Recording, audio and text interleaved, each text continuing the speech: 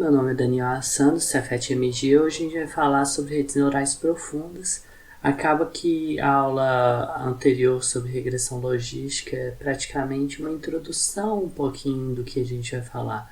Então essa aula eu acabo usando um pouco da parte de regressão logística para a gente falar de redes neurais profundas.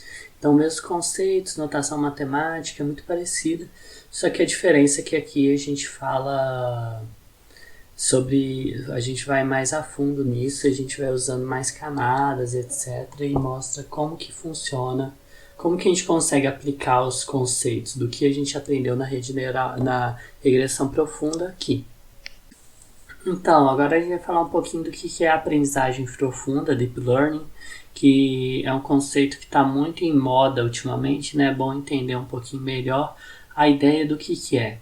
Na verdade, nada mais é que um framework matemático, então, de aprendizado por meio dos dados, né? Tipo, você é um framework que você usa a matemática para você tentar aprender por meio desses dados, e ele utiliza múltiplas camadas. A gente vai fazer várias camadas de aprendizado. A gente vai mostrar isso mais especificamente agora. E ele é geralmente implementado por redes neurais. E uma coisa importante realçar que muita gente às vezes tenta minimizar o aprendizado profundo ou até redes neurais como um aprendizado que seja relacionado, tipo igual o pessoal fala, igual o cérebro funciona. Mas não é bem assim. Redes neurais profundas, ou uma rede neural normal, uma rede neural, ela não está relacionada ao funcionamento do cérebro, como o cérebro aprende, nem nada. Muita gente tenta minimizar isso, mas também outras pessoas, principalmente as pessoas da área, criticam isso. Porque nem há muito que não está muito estabelecido ainda muito bem, o cérebro é muito complexo, e a gente nem se sabe ainda como o cérebro aprende. Então, como a gente pode falar que uma rede neural aprende da mesma forma que o cérebro aprenderia? Não dá. E, na verdade, a única coisa que fica similar ao cérebro, na verdade, é um modelo, é como se fosse um neurônio, né, que a gente chama de neurônio mesmo, é que é só a forma, né, que entra tem uma entrada que tem de múltiplas variáveis, né, e é dado uma saída, né. Mas assim, como o cérebro aprende, não tem nada a ver de como o método de aprendizado de máquina, usando redes neurais, aprende. Então é muito melhor definir a aprendizagem de máquina da forma que eu defini aqui anteriormente, que é um framework matemático. Não é relacionado ao como o cérebro aprende. E é interessante que a primeira rede neural profunda foi criada nos anos 60, 70. Mas elas não eram muito boas. A gente vai falar um pouquinho sobre isso em algumas técnicas também que melhorou. E uma das formas que melhoraram é porque a forma de otimização melhorou. Há um maior poder computacional agora do que antigamente e tem uma maior disponibilidade de dados. E várias formas de arquiteturas e otimização e até tipos de funções de transformação que mudaram e fizeram que a rede neural profunda ela fosse mais promissora agora do que era antigamente.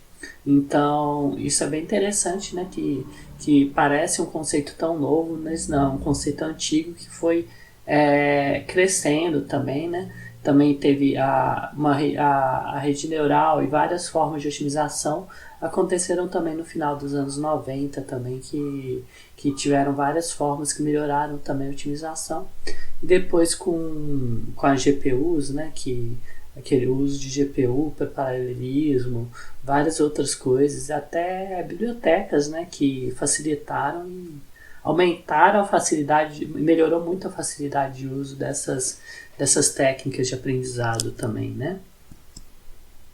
Então, o que é o modelo de regressão logística, lembrando? A gente tinha um vetor, né, um vetor de f dimensões, né, que são os atributos ou features, e aí você está combinando isso, né? Você tem uma matriz, porque você tem cada atributo, cada atributo é uma coluna e cada linha é uma instância, e você está multiplicando pelos seus pesos, somando pelo um viés. Isso daqui é o nosso Z. Então, depois do nosso Z, a gente calcula um sigma, né, para dar o resultado da nossa regressão logística. Isso que a nossa regressão logística fazia. O que a gente vai fazer? A gente vai fazer praticamente a mesma coisa, um método de regressão rede neural profunda. Mas como que vai fazer? Vamos supor uma rede neural de uma camada só. Uma rede neural de uma camada só é a mesma coisa dessa regressão logística. Você tem isso, que é a mesma fórmula, a diferença é que você pode ter uma função de ativação que não necessariamente é uma sigmoide. Então, foi proposital mostrar uma regressão logística porque uma rede neural de uma camada é praticamente a mesma ideia, né? E aí o que você faz? Como você faz uma rede neural de 2 camadas, por exemplo? Você faz a combinação. Eu vou mostrar como funciona a combinação de saídas aqui. E aqui você tem a rede neural de 3 camadas.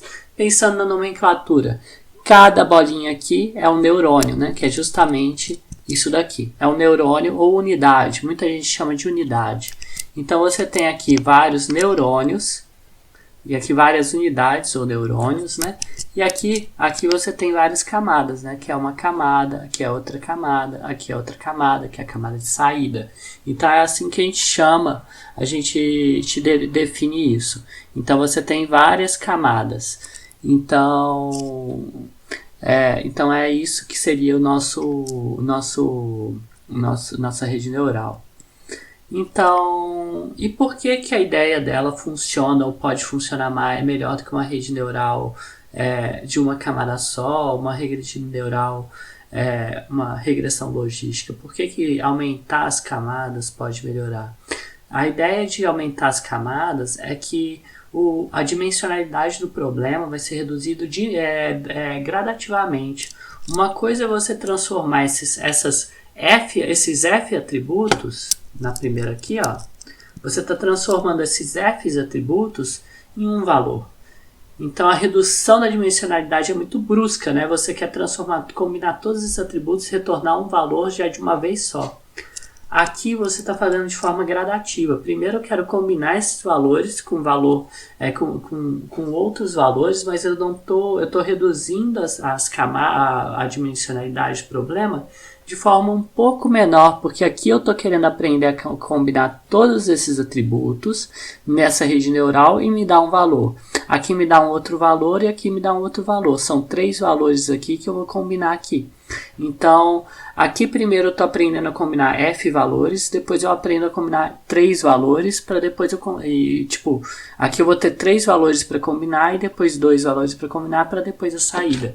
Nisso eu posso ter a dimensionalidade, quando eu reduzo ela menos drasticamente, a chance de perda de informação é menor. Porque às vezes assim eu consigo pegar mais informações relevantes e combiná-las. É o que a gente chama muitas vezes de valores latentes, né, da variável. São informações latentes, são informações que estão inerentes ao dado que indiretamente você consegue buscar, né? Então essas é o que a gente chama muito de informação latente, dados latentes, etc. Então vocês às vezes vão ouvir muito esse termo quando a gente fala em rede neural. Então isso também é muito útil para extração de atributos, que a ideia aqui é que aqui você saiu com 3 saídas aqui, né? Uma saída para cada rede neural, você vai ter uma saída. Essa saída daqui pode ser considerada como um atributo para algum outro problema. Então é muito legal para usar como se fosse assim, um atributo. E um atributo mais informativo que o próprio atributo, às vezes, né? E na rede neural, em redes neurais a gente usa muito isso para extração de atributos mais relevantes do que os próprios atributos que eu coloquei na entrada. Porque, por exemplo, um atributo aqui poderia ser os pixels da imagem. E o pixel da imagem pode não ser tão informativo, mas na hora de combinar ele, eu posso gerar na combinação atributos mais relevantes e às vezes para evitar eu querer usar ele em algum outro método de aprendizagem de máquina, alguma coisa assim, ou entender mesmo eles, para que eles servem, etc. Lógico que em imagem a gente usa CNN, que a gente vai falar mais na frente, mas isso foi só um exemplo. do que poderia ser também, que a gente pode usar uma rede neural dessa forma também para usar. A rede neural que a gente usa no CNN é um pouco diferente. Deixa eu entrar isso em detalhes em uma outra aulinha aqui. Então, a ideia aqui é que você tem uma camada de entrada. A gente não contabiliza a camada de entrada, mas você tem uma camada que é a camada de entrada. Mas como é a camada de entrada, a gente não contabiliza ela. E aí você tem a primeira camada, a segunda camada é a camada de saída. A camada 1 e a camada 2 a gente chama de camadas escondidas, né? Hidden layers em inglês. Então, e a gente fala muito disso. Por que é hidden layer? É porque são camadas que não têm contato com a saída. Ela faz umas contas, mas não tem contato com a saída.